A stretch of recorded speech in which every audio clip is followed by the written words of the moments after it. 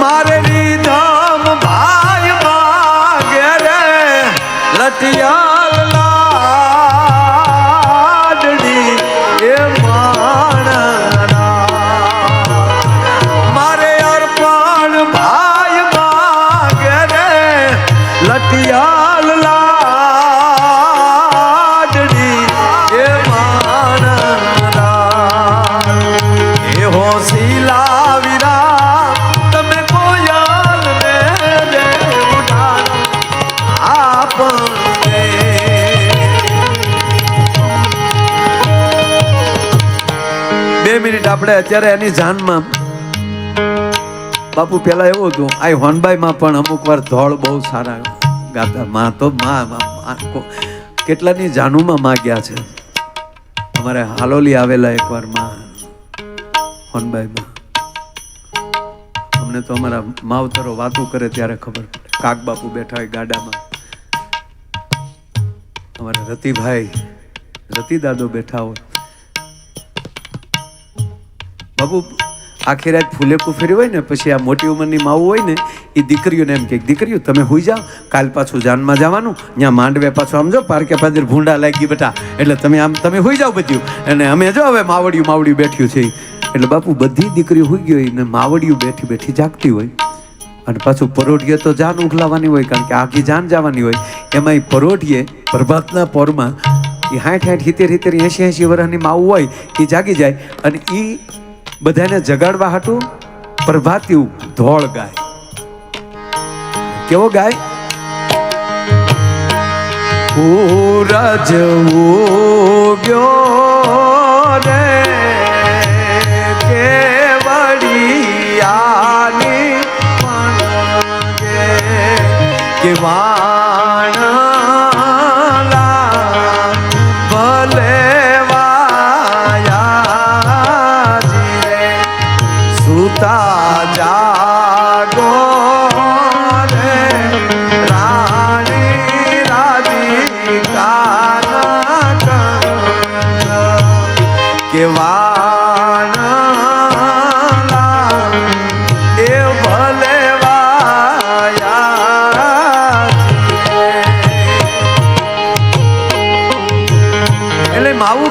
ચાલુ કરે એટલે બીજી બાજુ તરત આમ તો તૈયાર થઈને જ હુતા હોય, ખાલી મોઢા ધોવાના હોય. અને આપણી જેવાય અમારી જેવાય તો બાપુ 2 દી પહેલા નાઈ લીધા હોય. અને જાન ઉગલતી ને બાપુ તો ગામને ઝાપે હનુમાન દાદાની દેરી હોય. બાપુ એ મેં જોયું છે, એ બધા એમ કહે હનુમાન દાદાને પગે લાગીને ગાડે સડી ગયો આદમી નો. બધા એ મને હમણાં ખબર પડી કે હનુમાન દાદા પગે લાગવા શું કામ જાતા. ઓલું ગામે તેલ સડાવ્યું હોય ને, એનો ખાડો પડખે ફર્યો એટલે હે હનુમાન દાદા, હે મારા બાપ, હે મારા વાલા, હવના હારાવાના કરજો. મારા વલેડા હનુમાનના તેલ નાખીને જાનમાં જાતા. બોલો આ કઈ જેવી તેવી તાણી હોય છે. જોયું છો?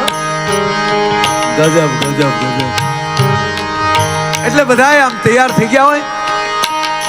8 દી અગાઉ કહેવાય ગયું હોય ફલાણા ભાઈ તમારે ગાડું જાનમાં લેવાનું છે, ડાંગર બાપુ તમારું ઘોડીને બધું જો હે, બંદૂક જો હે બાપુ, વળાવ્યાથી તમારે આવવું જો હે. એટલે એ વળી પછી તેથી ઓલે આ જોટાની ખાંડણી આ બંદૂક. હા બાપુ પછી તેથી પછી કાળી મૂછું કરી નાખી હોય, ટીપકી વાળો સાફો હોય. અરે વડ શું બાપુ, એમાં કઈ ઘટે નહીં હો. એ વળી આમ ખાંડી ખાંડી ને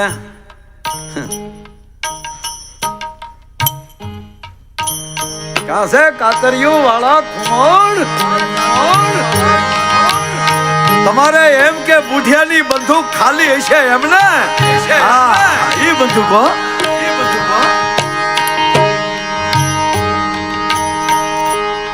બાપુ વાણિયાની જાન જાતી હતી. મને એ સમાજ બહુ ગમે, બહુ કોમળો. હા હા દૂધ્યું સુધારતા હોય તો પૂછી પૂછીને સુધારે કે એને દુઃખ ન લાગવું જોઈએ. આપણે ઘરે cut cut cut cut cut cut cut નહીં પહોંચ્યું પહોંચ્યું પહોંચ્યું.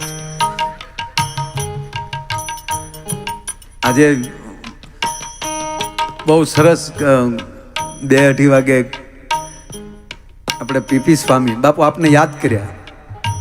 આદિવાસી વિસ્તારમાંથી વિદ્યાર્થીઓને મને કે હું શેરનાથ બાપુ મને ત્યારે રોક્યા, પણ આજે એના વિદ્યાર્થીને લઈને વિધાનસભામાં આવ્યા હતા. અને સીએમ સાહેબ, હું અને માનની જીતુભાઈ વાઘાણી અમે વિદ્યાર્થીને સંબોધન કર્યા. એટલે દરેક ક્ષેત્રમાં કંઈક ને કંઈક બધા સરસ કામ કરી રહ્યા. પછી હર્ષભાઈને મળ્યા એટલે મને કે પહોંચો પહોંચો પહોંચો પહોંચો.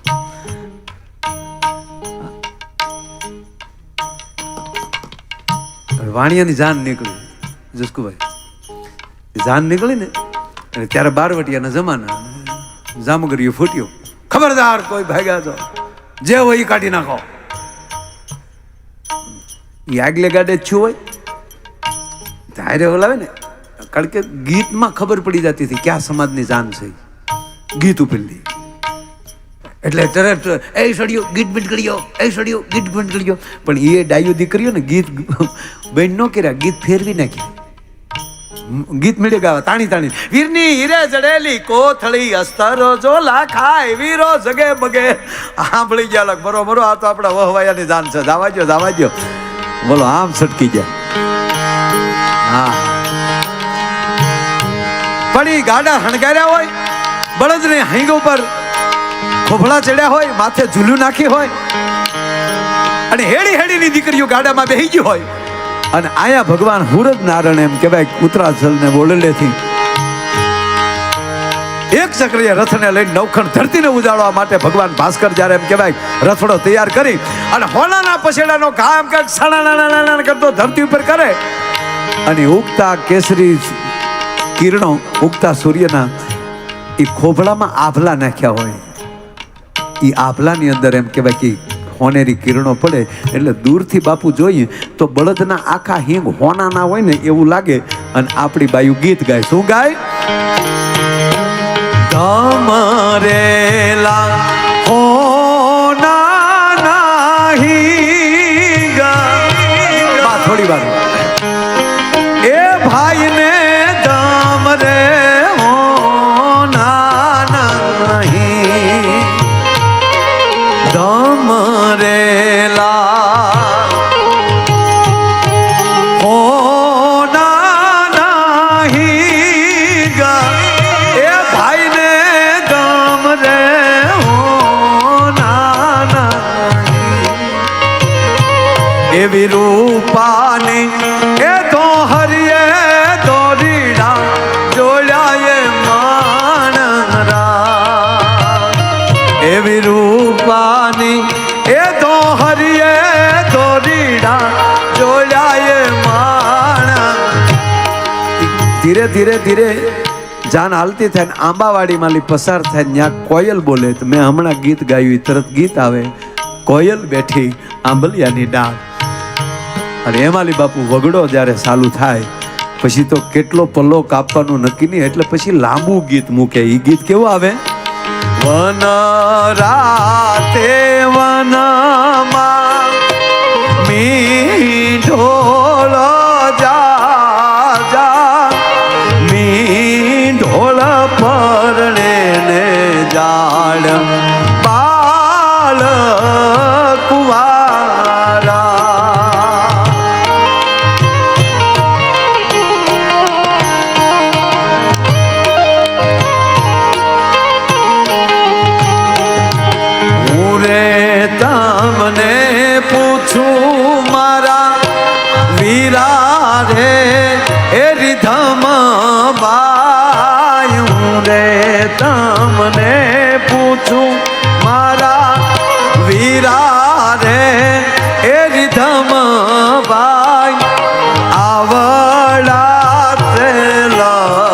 તમને કોણે લડાવ્યા?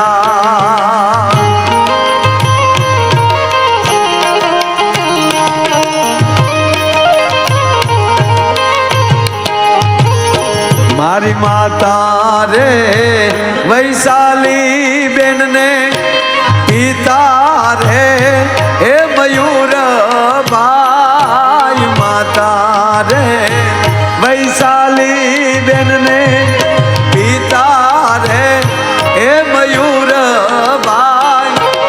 આવડા તે લાડ અમને એણે લડાવ્યા. આવડા તે લાડ અમને એણે લડાવ્યા. હું રે તમને પૂછું મારા વીરા રે અર્પણ ભાઈ. આવડા તે લાડ તમને કોણે લડાવ્યા?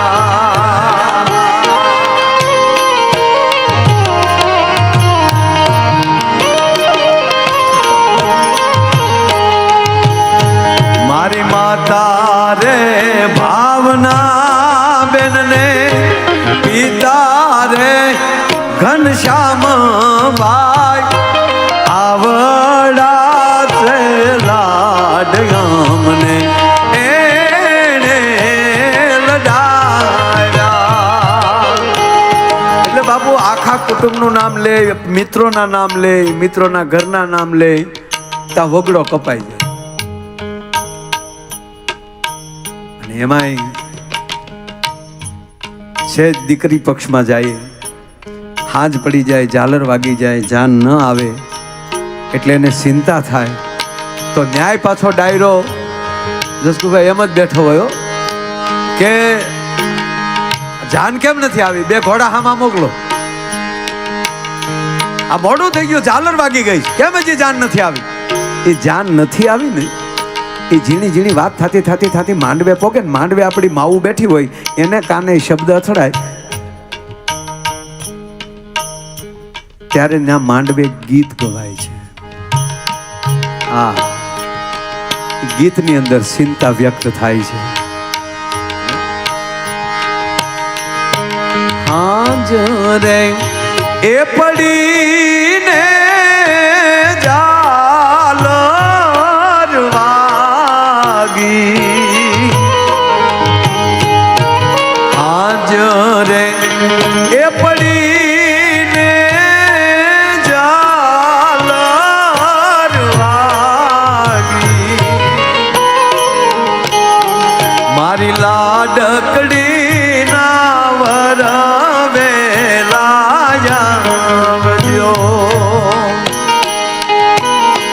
મારી બેની બાના વરવેલાયા.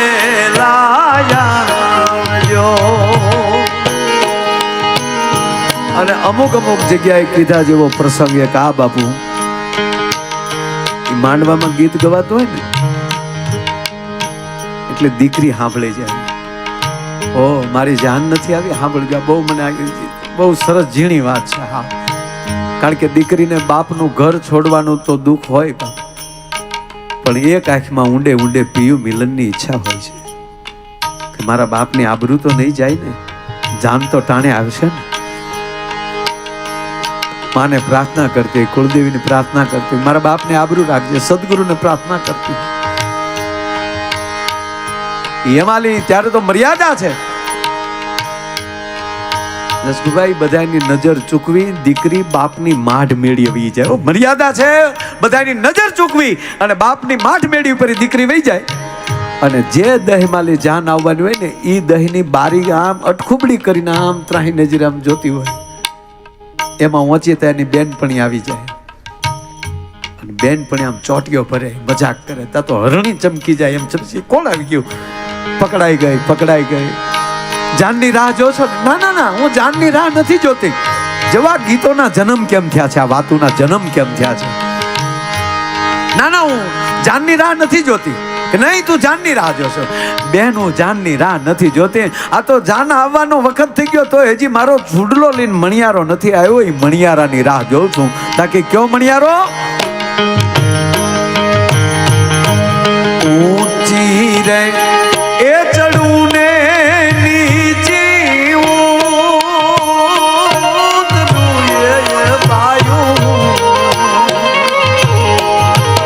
ઊંચી રે એ ચડું ને નીચી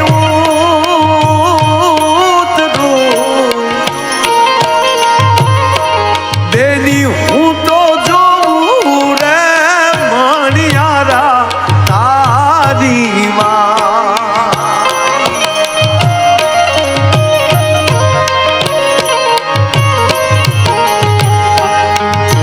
એ મણિયાર લો જીરે બોલો સાયબો એ ભમરિયા ભલા વાળો છે મણિયાર એવી મીઠુડી બોલી વાળો છે મણિયાર એવી મીઠુડી બોલી વાળો છે મણિયાર. આ તો ગામને જાપે સામગ્રીયું ફૂટ્યું હોય હો. હોશિલાવે વાય સૂતો છો કે